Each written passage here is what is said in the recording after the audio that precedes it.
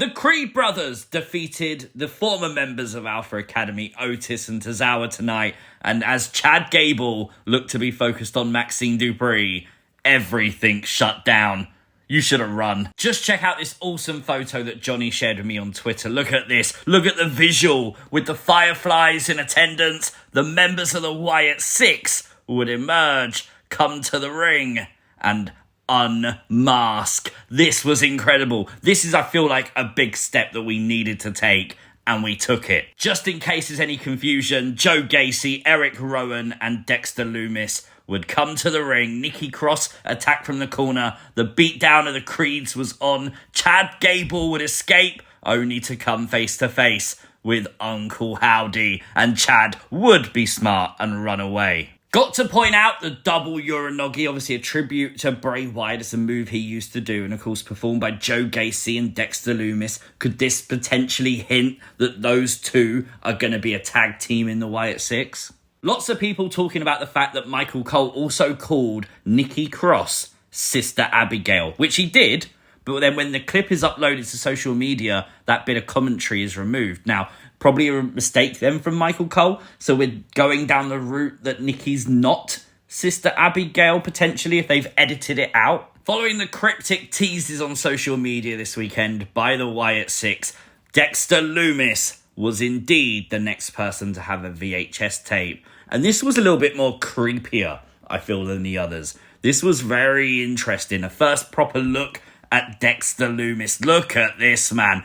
Probably the biggest transformation in the Wyatt Sicks. He looks impressive. He looks like a psychopath. It feels like Dexter has found his role with this, playing Mercy the Buzzard in the Wyatt Sicks. And yes, Dexter did speak simply the one word, the only word that was needed. Run. Oh man, chills, absolutely beautiful. Obviously a lot of people talking about the X on the forehead, some saying it could be a subtle tribute to Waylon Mercy. I think it's more Kevin Sullivan. It looks so similar, doesn't it? So yeah, I don't know for sure, but I feel like that's the vibe we're getting from this.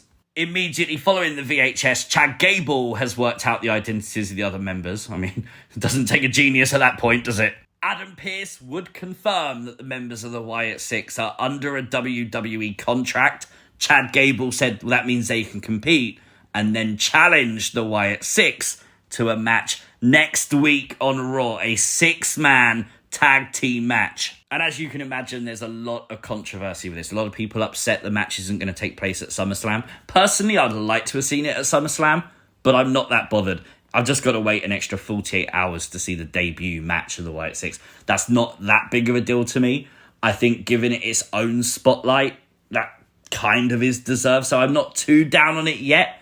I'll hold judgment to see what they do next week on Raw. There was also this, as Dakota Kai would actually challenge Sonya Deville to a match next week on Raw. In the background, you can clearly see the Pluto symbol. Now, what does that mean? Could Nikki Cross potentially get involved in this match next week?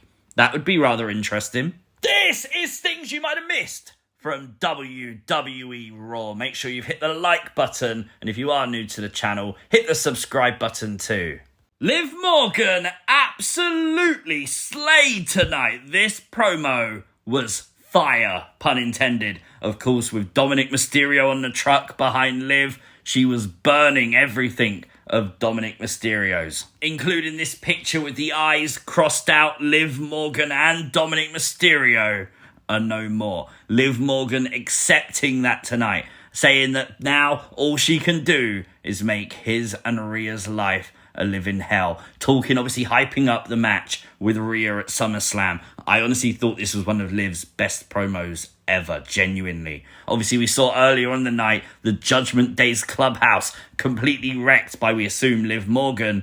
A lot of people on social media pointing out, though, the only person not defaced by Liv was Finn Balor. Again, adding to that theory that maybe Liv and Finn are working together and have been the entire time. That would be a hell of a twist. I'd love that. An incredible start to this week's Raw as Drew McIntyre and CM Punk came face to face for Seth Rollins to deliver his rules and regulations for the match at SummerSlam. He said there's only one rule, and that's to listen to everything that Seth Rollins has to say. He said that he's the boss, that he will count when he wants to count, that you only tap out when Seth Rollins says you can tap out, and of course disqualification, stuff like that, count out, is at his discretion only. An interesting tidbit from this whole segment, of course, as Drew McIntyre made his entrance, Michael Cole would acknowledge the fact that Drew McIntyre was posting stuff from CM Punk's past onto social media this week, obviously alluding to the viral picture of Drew McIntyre with Jungle Boy, the scapegoat, Jack Perry. This segment was personal, but of course neither man could touch each other. No one could touch Seth either. And just look at this for an end shot. This is personal, man. This has main event written all over it. This is the match for SummerSlam, which I think a lot of people are looking forward to. Me too. And I have no idea how it's going to go. I'm assuming Seth's going to screw someone. I just don't know who, how, or when. And I think that's the most interesting thing. I have no idea who wins this match.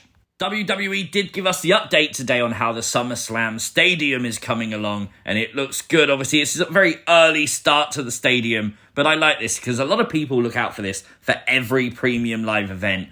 The WWE doing it on the shows? Why not? Bronson Reed took on Sheamus tonight. The two were having a banger of a match. Of course, Sheamus would go to the corner and Pete Dunne would get involved, hitting Sheamus over the head with a shillelagh and then hiding from the referee, allowing Bronson Reed to hit the tsunami and pick up the win. The countdown to SummerSlam has been announced and it's going to be 3 hours long. Like, what? That's impressive, isn't it? 3 hours to go over what's going to happen at SummerSlam.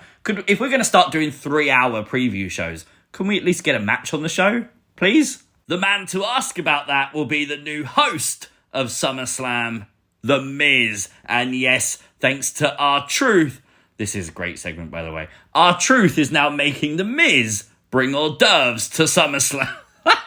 Honestly, I thought this was gold. R-Truth being confused that The Miz was going to host SummerSlam in his house and that WWE had brought back the In Your House pay-per-view. Honestly, just great segment. Also great to see Jesse the Body Ventura back in the WWE family. Triple H posting the tweet. They acknowledged it on Raw tonight. That's a big dub for WWE. Talking a big dub, Karrion Kross was in action tonight. He would face off with Xavier Woods. Before the match started, Karrion Kross would say he wanted Xavier Woods to join the Final Testament. Obviously, after mocking Kofi Kingston, the match would start. It would be Karrion Kross picking up the victory tonight. Great promo from Bron Breakker tonight as he said that Sami Zayn was more focused on his comedy show than defending his title at SummerSlam. This has to be Bron's win, doesn't it? I feel like it's got to be a Bron Breakker victory at SummerSlam, surely. Sami Zayn faced off with Dirty Dominic Mysterio, and after the Judgment Day got involved and obviously Jey Uso equalised, Bron Breakker would attack Sami Zayn. Sami would get the upper hand here and clear the ring, and Sami would stand tall. Now, usually in WWE logic, that would mean a Bron Breakker victory at SummerSlam, potentially. It wasn't a good night for Carlito tonight. The man couldn't even enjoy an apple. Not only did the PS5 get destroyed, he would then take a spear from Jey Uso in their match that would allow Jey Uso to pick up the win. Undoubtedly, though, the best part of this was Michael Cole needing to take a break from yeeting. Love it. Sonya, Shayna and Zoe would defeat Katana, Kaden and Lyra tonight in 6-woman tag team match. And earlier in the night, we'd see them beating down Zelina Vega, potentially writing Zelina off with the arm injury. Of course, though, before they could put 2 fingers in this week, it would be the return of Damage CTRL. And we got like a power struggle. Who really runs Raw is the quote Michael Cole said. And of course, Damage CTRL stood tall tonight. Is this like a babyface turn for Damage CTRL? I'm here for that. The main event tonight saw Gunther go one-on-one with Finn Balor. Great to see Finn being put in this position, but poor chest and neck area of Finn Balor for sure. That has to hurt, man. Gunther's a beast. Well, Gunther would get the win tonight by choking Finn Balor out immediately following the match. He'd go straight back for the sleeper hold, bringing out Damian Priest as Raw would end with a brawl. I love a good brawl, and Damian Priest kind of standing tall tonight Again, does that indicate Gunther wins at SummerSlam? Great Raw. Genuinely excited for every show this week. Very big week indeed. For me, solid 9 out of 10 tonight. Very good Raw. Let me know your thoughts in the comments down below. Subscribe to the channel if you're new. Turn on those notifications. You'll never miss an upload. Like the video, share the video. Catch you next time. Peace!